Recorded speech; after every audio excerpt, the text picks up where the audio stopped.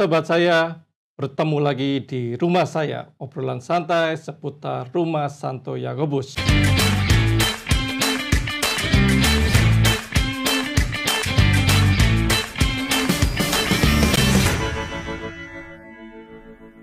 Kesempatan ini kita ketemu dengan Romo Paulus Febrianto.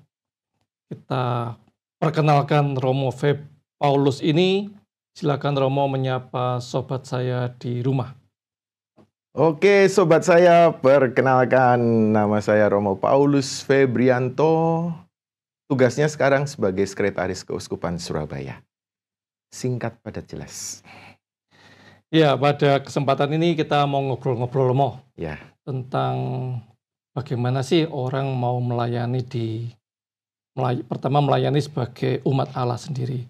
Kemudian kita nanti akan berbicara bagaimana seorang itu kok dipanggil menjadi pengurus atau harus menjadi pengurus. Gambaran kira-kira awal Romo ya, sebagai orang Katolik. Mengapa sih kita harus melayani, khususnya melayani sesama umat Katolik juga? Iya. Langsung berat ya pertanyaannya ya. Lumayan. Jadi gini Pak Ferry, kalau menurut saya dasarnya memang lagi-lagi harus kembali ke Tuhan Yesus dulu. Karena sejak dia naik ke surga, amanat terakhir yang ditinggalkan itu adalah perutusan untuk murid-muridnya untuk diutus menjadikan semua orang, semua bangsa itu murid-muridnya juga, bukan hanya mereka. Kemudian diutus untuk mengajarkan mereka berarti bagaimana menjadi muridnya itu. Dan kemudian juga paling tidak ada baptisan itu. Baptisan itu menandai bahwa mereka itu sungguh-sungguh benar-benar jadi murid, bukan hanya simpatisan gitu. Nah, kalau masuk ke dasarnya tentang perutusannya itu, berarti juga kan menjadi murid itu berarti harus mengikuti jalan gurunya.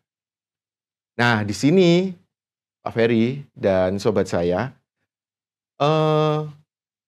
Yesus itu paling tidak dalam perutusannya di dunia ini itu punya 3 hal yang dia kerjakan. Dia jadi imam, dia jadi nabi, dan dia jadi gembala. Atau kadangkala gembala itu jadi raja. Jadi itulah yang perlu menjadi akhirnya identitas seorang murid Kristus. Maka kalau orang menjadi murid Kristus, dia tidak bisa bilang misalnya, wah saya ambil yang job 1 aja. Tapi dia harus ambil 3-tiganya sebagai pengikut Kristus itu. Dan itu memang diwujudkan dalam apapun yang dia jalani. Jadi ini bukan berarti pertama-tama loh ya. Bukan pertama-tama harus, wah berarti aku harus terlibat di gereja. Berarti aku harus terlibat dari kepengurusan dulu. Tapi bahkan seorang yang dibaptis itu berarti tidak memandang usia. Itu anak biak itu, saya pernah kadang sentil juga. Adik-adik biak itu tugasnya sebagai, kalau dia disebut sebagai imam tuh bagaimana sih? Contoh ya. Ya berarti kan dia harus mempunyai tugas pengudusan. Nah pengudusannya anak-anak biak gimana? Loh, bukankah mereka kalau disuruh, ayo dek doa makan. Ya mungkin bagi kita yang dewasa ini menganggap, wah doa makan sepele. Tapi bukankah itu bukan hanya sekedar part of the training gitu. Maksudnya bukan ini, ayo latihan ya jadi orang Katolik harus bisa doa. Tapi memang itu suatu ketulusan bahwa dia memang doa, ya memang doa. Bukan kemudian setelah doa dievaluasi dan sebagainya. Nah itu menurut saya bahkan sejak adik biak pun anak-anak rekat atau teman-teman OMK dan nanti ke tingkat yang usia yang lebih tinggi, semua orang punya dalam perutusannya, dimanapun, kapanpun, bagaimanapun, 3 tugas itu melekat.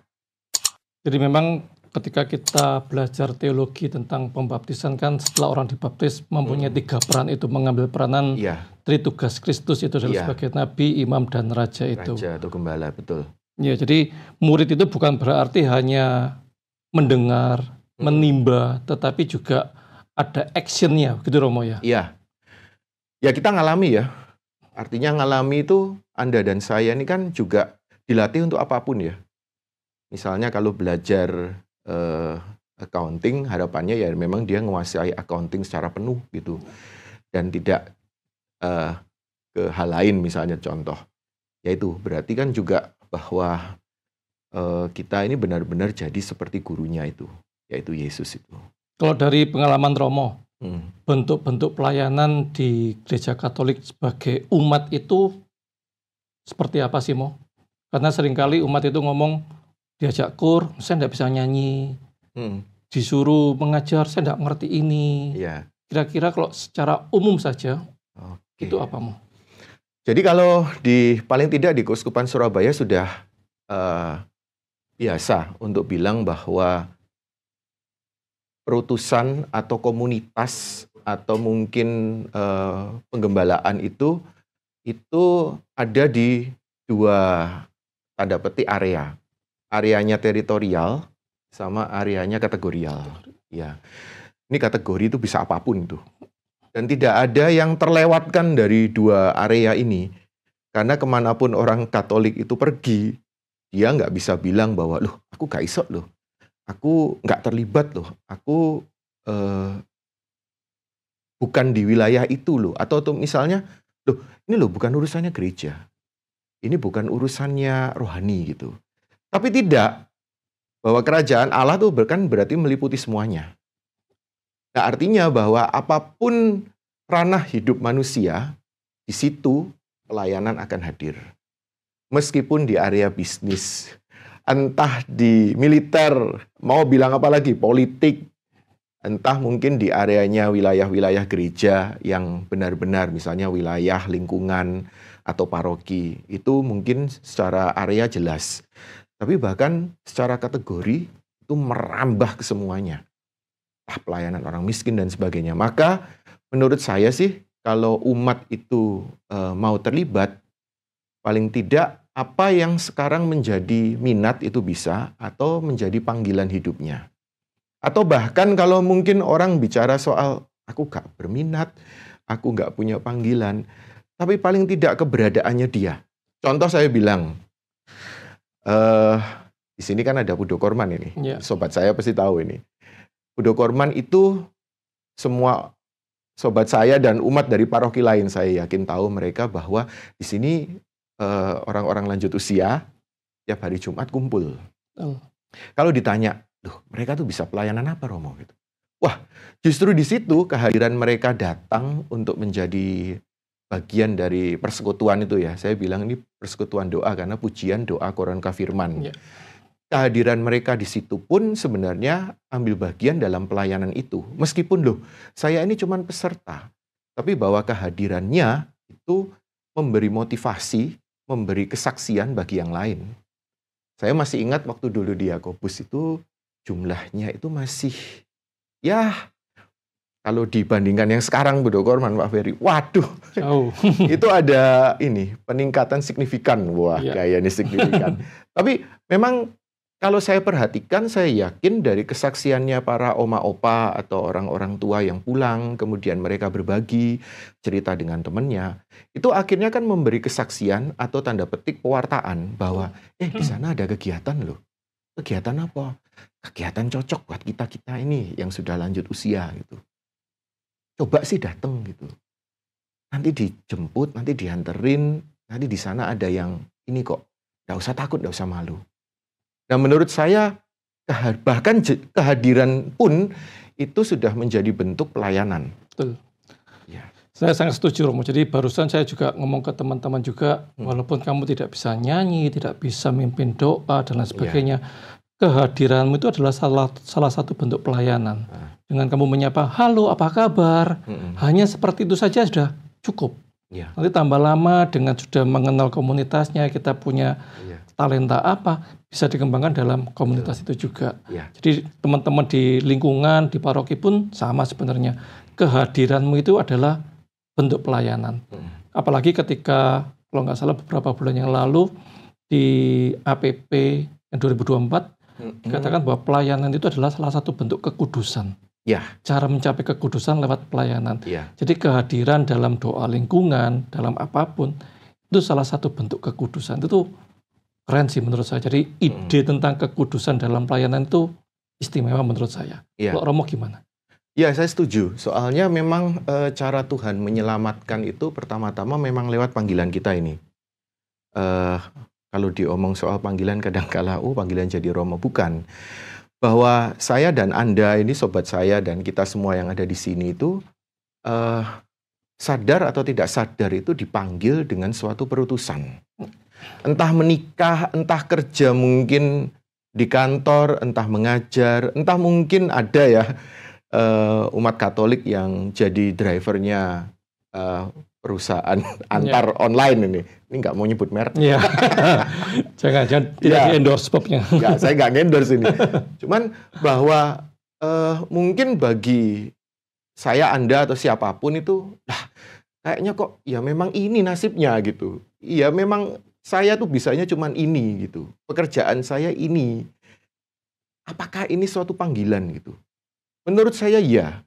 Karena di balik layar hidup kita ini ada Tuhan yang mau memanggil kita untuk dalam pekerjaan, profesi, pelayanan, perutusan, keberadaan kita itu memang benar-benar diarahkan pada kekudusan. Karena kekudusan itu yang justru nanti akan menjadi menurut saya ekivalen dengan keselamatan. Oke. Jadi kita misalnya buka toko gitu. Buka toko mungkin orang berpikir, buka toko apa hubungannya sama kekudusan, Romo? Gitu. Jelas di situ bahwa jualan dengan jujur. Kemudian misalnya ada jualan biasa aja lah. Jualannya mungkin ada secara manusiawi. Ayo nanti kita jualan ini. Itu misalnya. Misalnya contoh ya, saya ambil langsung konkret aja. Yuk kita jualan makanan. Kita nggak tahu, mungkin ada pelanggan yang datang, dia datang ke situ, kemudian dia merasakan makanannya bukan hanya soal enak, tapi aku sehat ya. Karena, ini makanannya apa ya? Oh ya, kita pakai bumbu biasa kok. Kita nggak nambah-nambahin gitu. Ya coba, ya makanan biasa aja kok Pak, Bu, sehat gitu. Tapi dengan niat baik, kehendak baik itu, yang saya sebut artinya sebagai kekudusan. Orang-orang yang datang siapapun dia itu terlayani dengan baik. Nah, perhatikan kata saya. Ini kita ngomong pelayanan kadangkala tuh skupnya langsung disempitin. Oh, pokoknya pelayanan gereja. Rohani. Tapi bahwa Anda buka apotek, Anda buka warung, yang di situ Anda masak jam 3 pagi, jam 4 pagi, belanjanya tuh bukan barang yang barang yang pokoknya murah, tapi bener-bener aku pengen masak yang bener. Aku motongnya bener.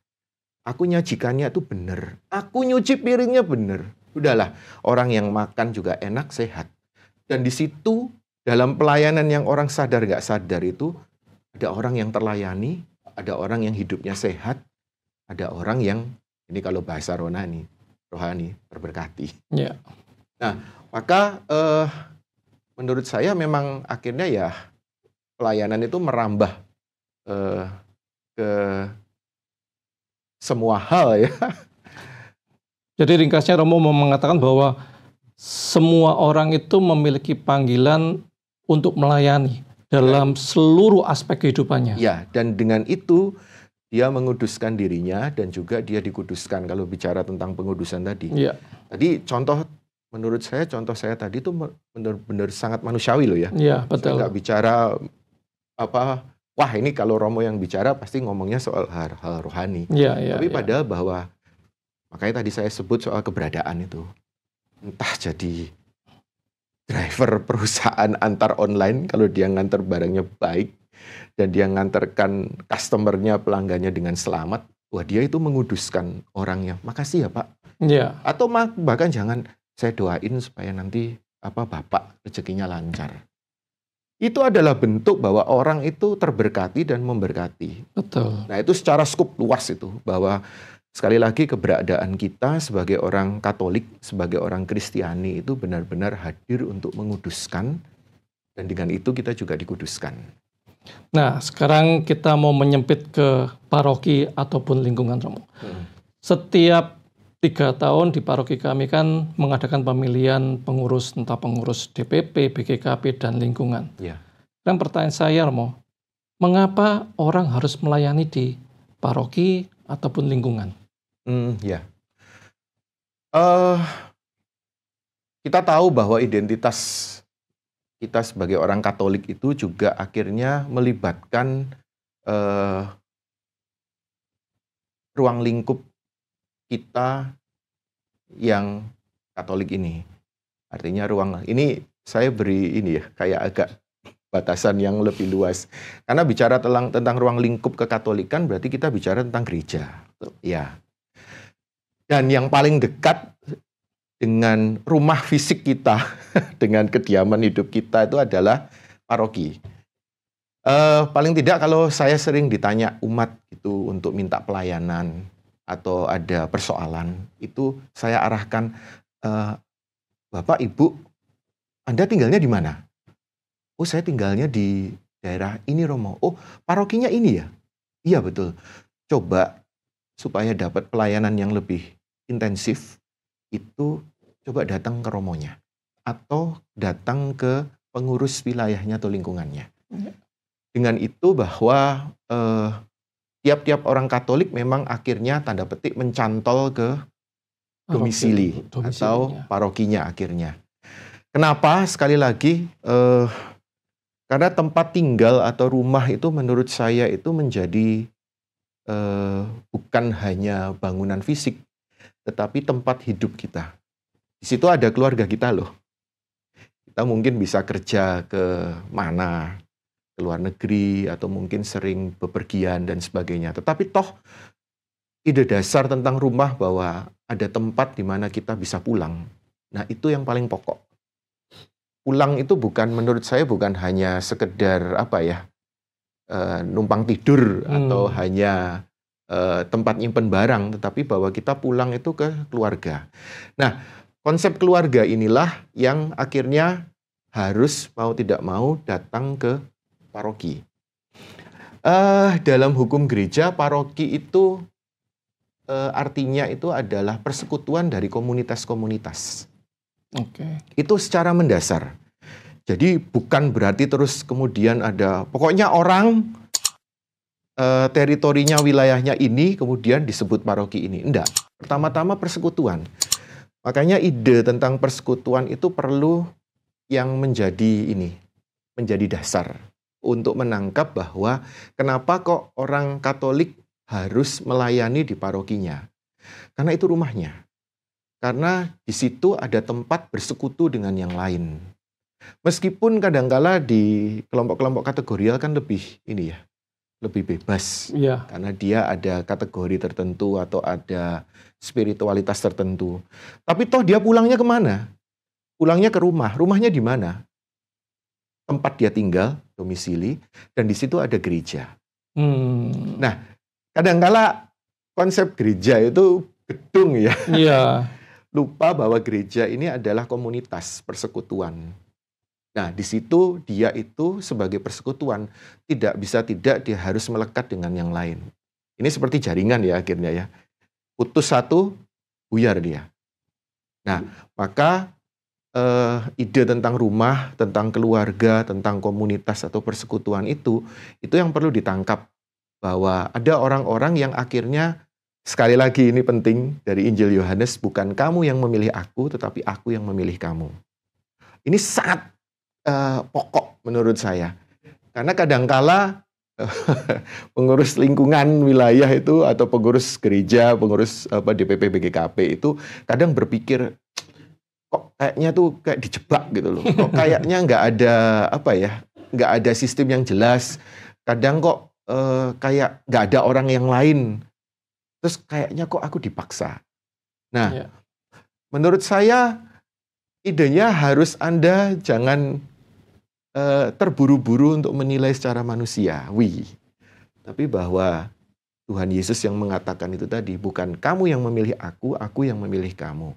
Dan aku telah menetapkan kamu supaya pergi, dan supaya kamu menghasilkan buah, dan buahmu itu tetap. Nah, pilihan Tuhan itu yang menurut saya harus dipegang oleh setiap orang yang nanti mungkin ya Iya. diminta tolong oleh romonya atau oleh umat atau oleh tetangganya yang Katolik dan sebagainya untuk terlibat dalam penggembalaan di parokinya atau kalau saya boleh ganti di rumahnya Di sendiri. rumahnya sendiri. Itu. Jadi konsep Biasanya. tentang keluarga itu memang menarik. Ketika kita dalam keluarga kita sendiri, rumah kita kotor, bukan kita panggil outsourcing untuk Ya, membersihkan. Tetapi saya orang setuju. yang di dalam rumah itu sendiri yang Ya, terpanggil untuk, oh ya saya tak sapu sendiri deh. betul. Jadi maksudnya konsep paroki juga harusnya seperti itu Mo ya, Ya, bahwa ada orang-orang yang terpanggil untuk saya mau membersihkan, saya mau ya, membantu ini, membantu itu dan lain ya, sebagainya. betul. Setuju Bukan saya ini. panggil outsourcing gitu Mo ya. Iya. Karena memang ini soal apa ya, kepemilikan ya. Iya, rasa memiliki. Rasa memiliki, Rasa ya. memiliki yang ya. Terus apa namanya? Seringkali juga orang itu tidak mau memisahkan antara saya tidak mau ngurusin gereja, saya nyumbang saja. Saya lebih baik saya nyumbang, saya tidak mengerti dalamnya gereja karena kadang-kadang menjadi pengurus itu juga bertengkar dan lain sebagainya. Menurut Romo bagaimana untuk itu? Pertama-tama saya mau tertarik bahas soal bertengkar dulu. Soal bertengkar tuh kadang ini menjadi apa ya? Kadang ya memang batu sandungan. Batu sandungan tuh membuat orang itu nggak mau terlibat gitu loh. Iya. Sini rusuh, pengurusnya bertengkar, terus cinta kasih di mana dan sebagainya. Tetapi memang menurut saya itu jadi ujian atau pemurnian. Pemurnian bagi siapapun. Saya masih ingat teman saya dulu pernah bilang, kalaupun seseorang gagal itu, kegagalan itu bisa menjadi pelajaran bagi orang lain untuk menghindarinya, untuk tidak melakukan kegagalan yang sama itu. Itu waktu frater tuh saya ingat. Kemudian saya pikir-pikir, benar juga ya. Pengalaman gagal itu akan membuat orang itu akan, berarti di situ ada yang kurang, berarti di situ ada yang rusak, berarti di situ ada yang tidak tepat. Nah, menurut saya pengalaman, mungkin kalau sobat saya dan Pak Ferry itu pernah dengar bagaimana Rasul Paulus kan bertengkar dengan misalnya Petrus ya, atau bahkan dengan Barnabas. Soal Barnabas ngajak Markus, kemudian Paulus menolak karena ini anak kecil.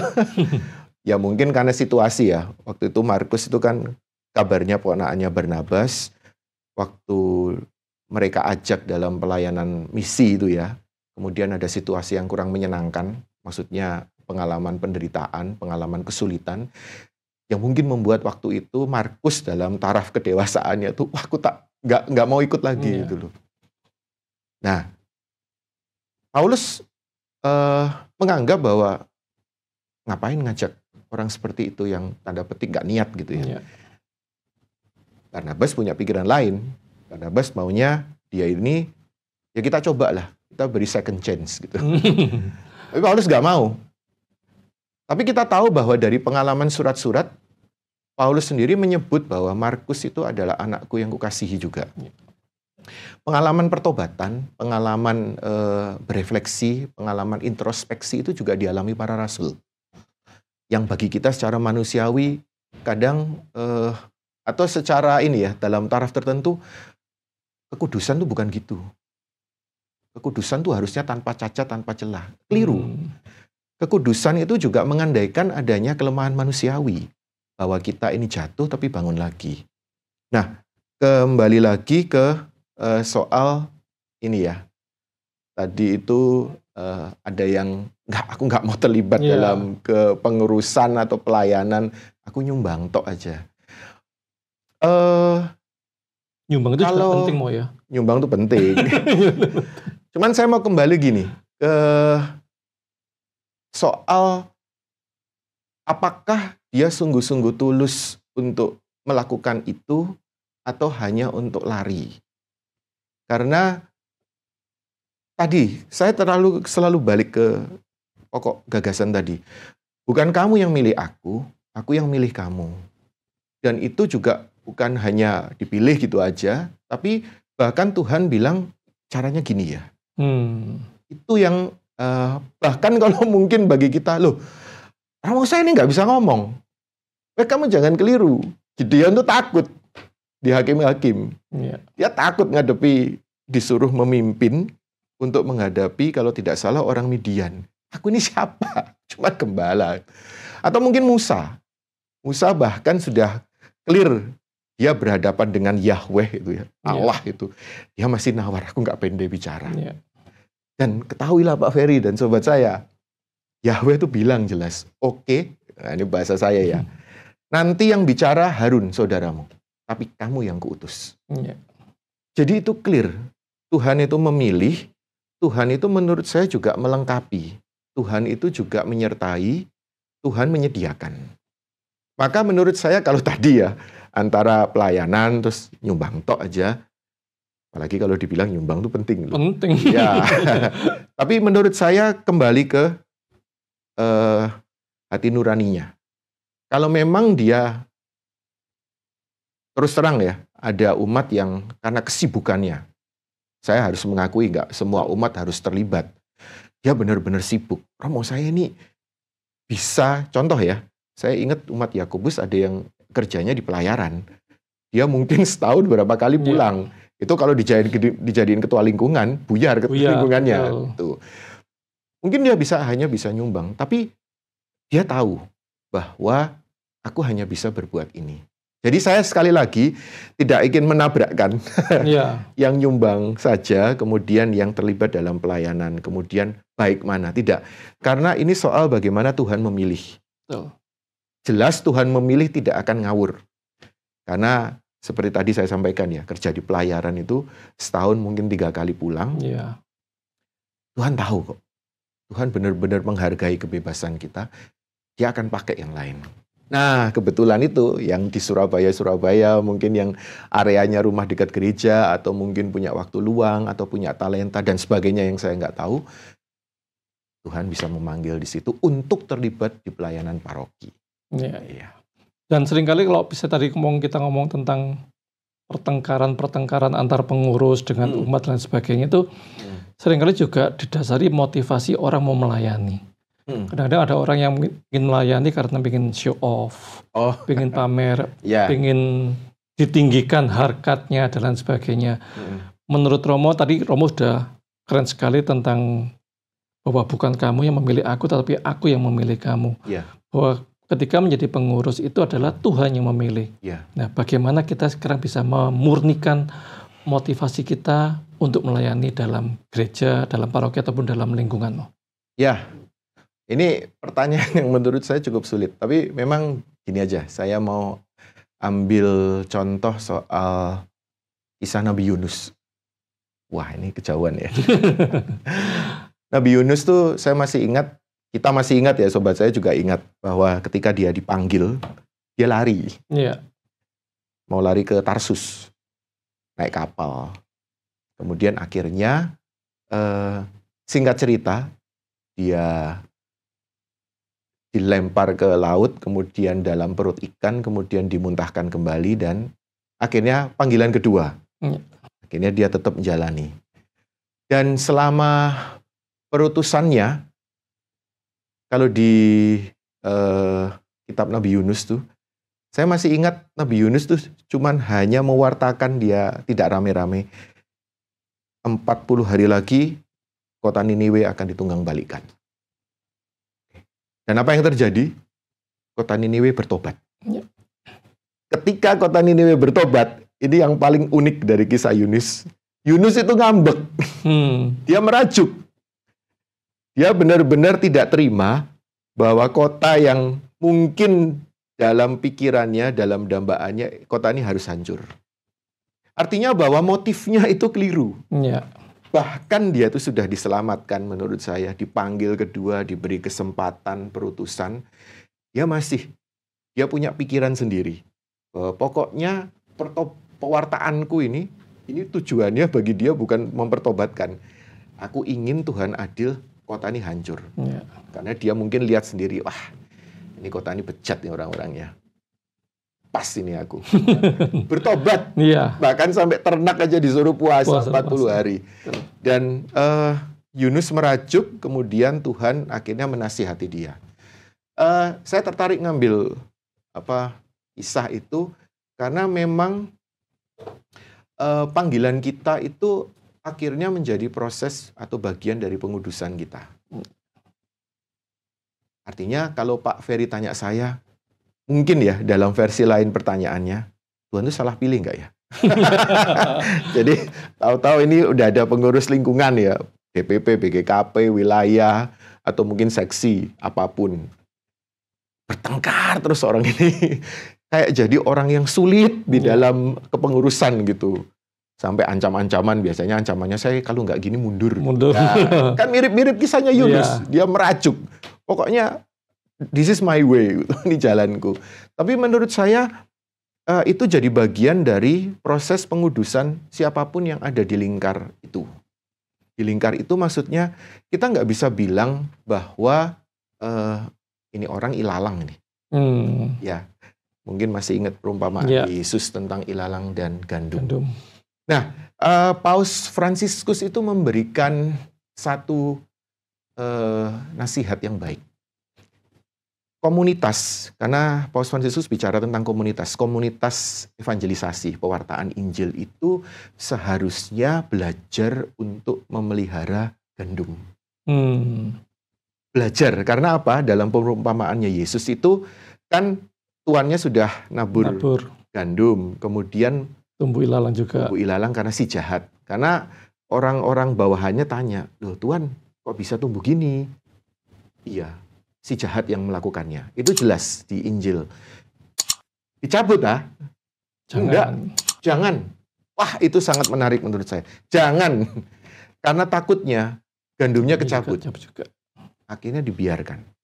Nah, Paus Fransiskus mengambil refleksi itu dengan nasihat bahwa komunitas dimanapun, komunitas evangelisasi itu, kita ini juga komunitas ya. Entah di DPP, BGKP, seksi, yang paling mungkin sepi sekalipun ya.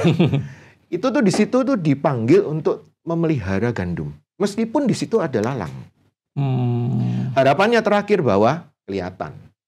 Nah, saya nggak bilang bahwa Romo maksudnya nanti kelihatan yang jahat, orangnya dicabut gitu. Bukan. Ini kita bicara tentang kita semua.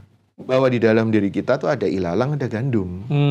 Ini bukan bicara tentang yang jahat. Jangan-jangan Tuhan tuh mau memurnikan kita juga loh. Yang benar-benar misalnya, Bapak mau jadi asisten imam. Wah, menurut saya, ini panggilan saya. Setelah saya bergumul dalam doa misalnya. Tapi tadi Pak Ferry bisa nyebutkan, jangan-jangan ada motif di baliknya, aku mau show off. Aku mau tampil. Aku mau ngatur. Nah, bahkan dari orang yang mungkin waktu wawancara ya, itu udah, wah ini kadum ini. Ternyata tiba-tiba di tengah jalan, kok kayak ada gelagat dari dia sendiri atau mungkin dari orang yang melihat. Nah, Paus Fransiskus sekali lagi penting bahwa dalam situasi di paroki manapun menurut saya, tidak ada komunitas yang sempurna. Sama seperti Paus Fransiskus bilang, tidak ada keluarga yang sempurna. Ya ada, itu utopia itu. Ini lalang, ini gandum. Saya juga, meskipun kemudian mungkin berpikir, wah Romo ya pasti udah gandum. Enggak. Tapi motif-motif, kemudian kekurangan, kelemahan, luka, dan sebagainya itu bisa menumbuhkan ilalang. Maka dalam perjalanan panggilan saya, ini sebagai contoh perbandingan itu, upaya untuk pengudusan tetap jalan. Entah lewat sarana apapun, Tuhan bisa pakai dengan cara apapun. Nah, kalau di kepengurusan DPP, BGKP, atau kepengurusan paroki, tentu hal itu berlaku. Bahwa mungkin satu seksi ini kok orangnya kok sulit terus sih. Jangan-jangan yang mengatakan orang ini kok sulit, ya Tuhan pakai, ditaruh di situ, dipilih di situ untuk belajar jadi orang yang sabar. Orang yang mengampuni, orang yang menerima. Yang mungkin dia nggak pernah belajar seumur hidupnya. Mengampuni itu apa sih? Nah, kembali lagi tadi, bahwa ini adalah pilihan untuk menjadi, pilihan Tuhan ya, untuk menjadi pengurus atau pelayanan di gereja. Sesederhana apapun Entah dia cuma hanya seksi konsumsi, kadangkala kalau di kegiatan itu cuma bagi kotak di Iya. depan atau cuma nyodorin kertas, namanya ada Absen. absen. Itu pun saya kira tetap adalah pelayanan untuk menuju kekudusan. Karena saya ingat bahwa ada begitu banyak orang kudus, artinya Santo Santa, yang menjadi kudus karena dia itu menjadi penjaga pintu gerbang biara. Ya. Yang di situ dia nerima orang, sebelum mungkin tamu itu ketemu dengan mungkin Pimpinannya. orang yang dicari pimpinannya, ngobrol dulu, atau mungkin orang yang bermasalah dia ajak bicara dengan kelemah lembutannya. Rupanya Tuhan pakai para penunggu pintu gerbang biara atau mungkin seksi tamu, usher yang mungkin apa sih? Yang di mata kita cuma sepele gitu. Sepele, tapi di situ Tuhan pakai. Nah, itu panggilan menuju kekudusan. Jadi dari cerita Romo tadi itu, ya memang untuk memurnikan motivasi pertama-tama harus ingat bahwa kita dipilih oleh Tuhan. Ya. Yang kedua adalah yang kita wartakan adalah kerajaan Allah. Kemudian ya dan lain sebagainya bisa mengikutin. Ya kita mungkin saat ini sedang di posisi menjadi pengurus dan lain sebagainya. Kita diingatkan kembali bahwa oh iya saya ini dipilih oleh Tuhan lah. Iya. Dan untuk memurnikannya adalah ya saya harus mewartakan kerajaan Allah. Kalau saya menyadari bahwa oh mungkin masih ada kesombongan saya, coba mulai dikikis pelan-pelan. Ya. Dihilangkan pelan-pelan. Karena tujuan kita melayani adalah untuk mencapai kekudusan. Kekudusan, menjadi gandum. Keren sekali Mo. Iya. Saya rasa pertanyaan saya sudah habis ini Mo. Ini Waduh, semoga sudah habis ini. teman-teman sobat saya ini tercerahkan dengan pemaparan Romo. Dan sebentar lagi kami akan mengadakan pemilihan. Iya. Semoga tidak ada lagi orang yang jangan saya lah, jangan saya. Iya, iya. Seringkali kan juga dari teman-teman ngomongnya why me, why me. Terus Tuhan menjawab Why not? why not. Iya, iya. Seperti itu. Jadi Betul. ya semoga ada ketulusan. Kalau menurut Romo, kata-kata terakhir dari Romo untuk teman-teman yang akan nanti menjadi pengurus, apa nasihat Romo untuk mereka itu? Apa yang harus mereka persiapkan dan apa yang harus mereka doakan supaya mereka yakin bahwa oh ya ini adalah kehendak Tuhan. Menurut saya memang tinggal benar-benar percaya dan terbuka bahwa nanti loh ketika entah pintu rumahnya diketok atau di bel itu ya atau di WhatsApp atau dikirimi pesan gitulah, itu mungkin perlu ditanggapi dengan keterbukaan bahwa ini mungkin Tuhan memanggil saya. Karena saya tetap percaya bahwa Tuhan itu bisa pakai cara apapun untuk menyelamatkan kita. Itu yang saya percaya. Dengan cara apapun. Karena caranya dia, ya saya bilang, rancanganku bukan rancanganmu, jalanku bukan jalanmu. Artinya bahwa lewat pesan yang diterima, entah lewat apapun itu di ponsel, di HP, atau mungkin bel, atau mungkin secara lisan, itu adalah cara Tuhan untuk memanggil. Karena itu, saya kira itu perlu ditanggapi dengan keterbukaan. Keterbukaan untuk mendengar dia dan kemudian mengikuti prosesnya. Jadi semoga nanti saudara-saudari ya, sobat saya yang dipanggil ini ya, itu perlu menyambut dengan keterbukaan. Karena ya pengalaman para rasul, pengalaman banyak orang, mungkin pengalaman juga pengurus yang sudah ada sekarang ini bisa menjadi kesaksian bahwa mereka pun dipanggil sebagai orang yang tidak sempurna. Jelas itu, saya yakin. Rasul Paulus kan pernah mengingatkan bahwa kamu tahu dulu keadaanmu waktu kamu dipanggil dulu. Kebanyakan dari kamu itu tidak gemilang, tidak hebat. Dan itu yang terjadi, bahwa Tuhan pakai orang-orang yang menjadi pilihannya. Ini saya nggak akan merumuskan bahwa Tuhan akan memakai orang yang seperti ini. Tapi benar-benar itu pilihannya. Kita tidak bisa menggugat rancangan Allah. Dia bisa pakai orang yang bagi kita itu udah dalam daftar itu. Mungkin kalau kita jadi hakim tuh punya daftar dosa ini, orang itu. Kok dia? Kenapa dia? Dia begini dan sebagainya. Tapi itu pilihannya Tuhan. Maka sekali lagi saya tetap fokus ke bukan kamu yang memilih aku, tetapi aku yang memilih kamu. Dan sobat saya ya, ini sedikit aja tambahan. Kata pilihan itu sangat dekat dengan kata ini ya, mengkhususkan ya. Ya, kita milih ini, entah kita random pun, akhirnya itu yang kita khususkan. Misalnya ngambil botol minum gitu. Toh kalau sudah dikhususkan, misalnya botol minum ini, ya, gak ada mereknya udah nih. Ini misalnya dibuka ya, terus kemudian saya minum. Ini jadi milik saya. Betul. Kenapa? Karena orang mungkin kalau saya bagi juga, enggak, itu udah punyanya Romo. Ya. Romo udah minum gitu. Nah, di sini kan ada kata dipilih, kemudian dikhususkan. Dan jangan lupa kata dikhususkan itu dalam pandangan kitab suci itu adalah dikuduskan.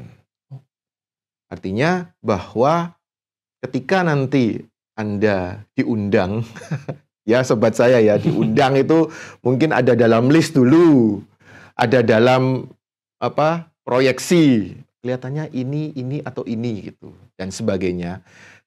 Mulailah proses untuk dari Tuhan sendiri menurut saya dengan cara apapun itu untuk memilih. Kemudian untuk mengkhususkan, kemudian akhirnya itu dikuduskan. Mungkin bagi sobat saya atau mungkin pengurus ya seperti Pak Ferry sekarang, pelantikan Anda waktu dulu. Itu kelihatannya bagi orang secara kasat mata itu adalah formalitas. Yang dilupakan orang bahwa itu perayaan liturgi. Ingat bahwa perayaan liturgi itu adalah, saya suka definisi ini, karyanya Allah. Mungkin perayaannya pemberkatan rumah, atau liturgi sabda, liturgi tobat bagi kita, panas ya. Sepi ya. Coba kalau ada ini, baptisan bayi. Biasanya itu orangnya sedikit. Tapi bahwa karya Allah, itu Tuhan bekerja dengan sangat nyata di situ. Dan Pak Ferry dan sobat saya yang jadi pengurus khususnya, atau yang dulu pernah jadi pengurus, nanti suatu saat yang akan jadi pengurus. Bahwa pelantikan di dalam perayaan Ekaristi ya, secara umum ya biasanya. Saya kok nggak pernah dengar pelantikan DPP, BGKP atau pengurus itu hanya diundang ke pastoran, tanda tangan kontrak, terus ditos, salaman gitu. Enggak, tapi dalam perayaan Ekaristi. Saya kira momen itu yang mungkin terdengar rutin atau biasa atau mungkin formal atau mungkin cuman kadangkala orang anggapnya basa-basi aja. Enggak. Itu tadi itu. Dikuduskan. Karena sejak itu ada cara Tuhan untuk menguduskan dia. Yang mungkin orang berpikir, wah habis ini rapat, habis ini bikin program, habis ini pertemuan, habis ini ngerjain proposal dan sebagainya. Bahkan dalam situasi itu, saya yakin ada tangan Tuhan yang bekerja. Caranya begitu. Maka mungkin itu sekedar pesan ya. Jadi konklusinya dari Romo Paulus ini, ketika orang diminta untuk menjadi pengurus, terimalah dengan lapang dada. Tanggapi tawaran Tuhan itu. Kita menjawab. Jangan takut bahwa kemudian saya tidak bisa ini, saya tidak ngerti ini, tidak ngerti itu. Jangan takut. Kalau itu memang karya Tuhan, Tuhan yang akan menyiapkan semuanya, akan membimbing kita semua. Jadi yang penting mau dulu. Mau dulu, nanti roh Tuhan yang bekerja. Roh Tuhan yang bekerja. Ya, saya rasa cukup menarik pembicaraan kita hari ini, Mo. Semoga dengan sesi yang sangat sedikit ini, sobat saya bisa terpanggil untuk menjadi pengurus dan mau Panggil untuk diselamatkan. panggil untuk diselamatkan, ini yang istimewa. Dan memang walaupun jadi pengurus itu banyak goncangan, banyak gesekan segala macam, tapi itu adalah cara Tuhan untuk memurnikan kita, Ya. untuk membuat kita semakin kudus di hadapan Tuhan. Ya. Itu poinnya Moya, Sip. istimewa. Demikian sobat saya, pembicaraan saya dengan Romo Paulus, Sekretaris Keuskupan Surabaya yang sangat keren ini. Semoga bisa menginspirasi teman-teman, sobat saya, ketika nanti dipilih menjadi pengurus, maulah dulu. Dan jangan takut, Roh Tuhan selalu menyertai kita semua yang berkehendak baik untuk mewartakan kerajaan Allah. Sekian Romo, terima kasih semuanya. Bye. Mantap.